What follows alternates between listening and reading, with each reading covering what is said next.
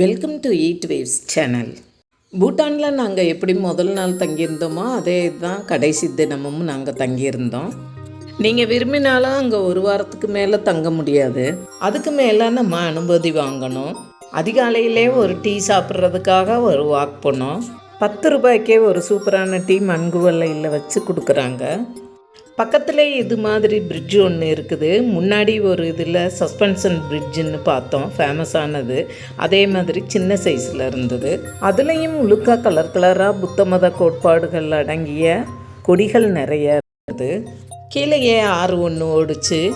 இங்கே வேலையின்மை வறுமை ஒரு பக்கம் இருந்தாலும் வருமானத்துக்கு உட்பட்ட வாழ்க்கையிலே எல்லாருமே மகிழ்ச்சியாக இருக்கிறார்கள், சுதந்திரமாக இருக்கிறாங்க.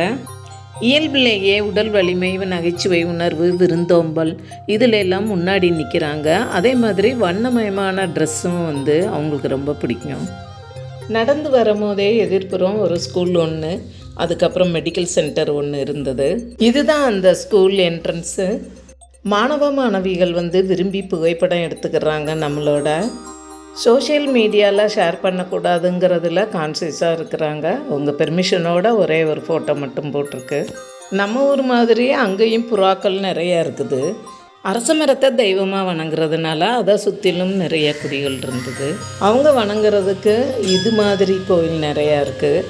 நாம் எதையாவது வேண்டிட்டு சுற்றி விட்டோம்னா நினச்ச காரியம் நிறைவேறும்னு அப்படின்றது ஒரு நம்பிக்கை. எங்களுக்கு இந்த டைகர் நெஸ்ட் ஹோட்டல் ரொம்ப பிடிச்சிருந்தது. தோசை இந்த ஒரு வாரத்தில் இங்கே மட்டும்தான் கிடச்சிது. அது 250 ரூபாய்ன்னு.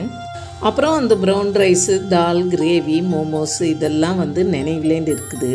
இன்னொரு முக்கியமானது, இந்த கொட்டான்னு, ஓலைப்பட்டி இதெல்லாம் நம்ம பழக்கத்துலேருந்து ஒழிச்சிட்டோம். ஆனால் அவங்க தங்குற ரூமில் அழுக்கு துணி போடுறதுக்காக உபயோகப்படுத்துகிறாங்க. நாங்கள் ரூம் வெக்கேட் பண்ணுறத ஆர்வத்தோடு வேடிக்கை பார்க்குது ஒரு குழந்தை. பூட்டானியர்களின் திருமண வாழ்க்கை ஆச்சரியமாகவும் சுவாரஸ்யம் நிறைந்ததாகவும் காணப்படுகிறது. என்ன அதுன்னு பார்க்குறதுக்கு வீடியோவை ஸ்கிப் பண்ணாமல் கடைசி வரையும் பாருங்கள். இங்கே ஆண்களும் பெண்களும் 18 வயசு ஆனவுடனே திருமணம் செய்து கொள்ளலாம். யாரை லைஃப் பார்ட்னராக தேர்ந்தெடுக்கணுங்கிற உரிமை இருபாலருக்குமே உண்டு. பூட்டானியர்கள் அவர்களுடைய இனத்தில் தான் திருமணம் செஞ்சுக்கிறாங்க. விவாகரத்தின் எண்ணிக்கை 3லிருந்து 4% வரையும் தான் இருக்கும். இங்கே இருபாலருமே பல திருமணங்கள் செய்து கொள்ளலாம். இங்கே ஆண்களை விட பெண்களின் சதவிகிதம் கம்மியாகவே உள்ளது. பூட்டானிய பெண்கள் பல ஆண்களை திருமணம் செய்தாலும் லீகலாக ஒரு ஹஸ்பண்ட் மட்டுமே இருக்க வேண்டும் என்று சட்டம் சொல்கிறது. பல தார மனம்ங்கிறது இருபாலரிடமே இருக்குது. இதை பாலிகேமிங்கிறாங்க. 2வது மனைவியை ஒய்ஃப் ஒன்றும், ஃபீமேல் லவரை மிஸ்ட்ரஸ்ன்னு அழைக்கிறார்கள். இங்கே ஆண் பெண் இருவருமே சம்பாதிக்கிறாங்க. இருவருக்குமே சமமான உரிமை இருந்தாலும் பூட்டானில் பெண்களுக்கு மட்டுமே சொத்து. திருமணமான ஆண்கள் மனைவி வீட்டில் தங்கிக்கலாம். மற்றவங்களுக்கு ஹெல்ப் பண்ணுற குணம் நிறைய இருக்குது. பூட்டானியர்கள் மறுபிறப்பு, இந்த கர்மா இதிலெல்லாம் மிகுந்த நம்பிக்கை கொண்டிருக்கிறார்கள். இந்தியாவில் அயோத்தி, காசிக்கு அப்புறம் பூட்டானில் ஒரு வார பயணம் முடிஞ்சது. இங்கிருந்து இந்திய எல்லை NGPK எனப்படும் நியூ ஜல்பாய்குரியிலேருந்து ஹவுராவுக்கு ட்ரெயின் ஏறினோம்.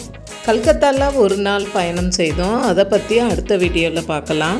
இந்த வீடியோ பிடிச்சதுன்னா லைக் பண்ணுங்கள், கமெண்ட் பண்ணுங்கள், ஷேர் பண்ணுங்கள், சப்ஸ்கிரைப் பண்ணுங்கள். மறக்காமல் பெல் பட்டன் அமைக்கிட்டு ஆல் கொடுத்துடுங்க.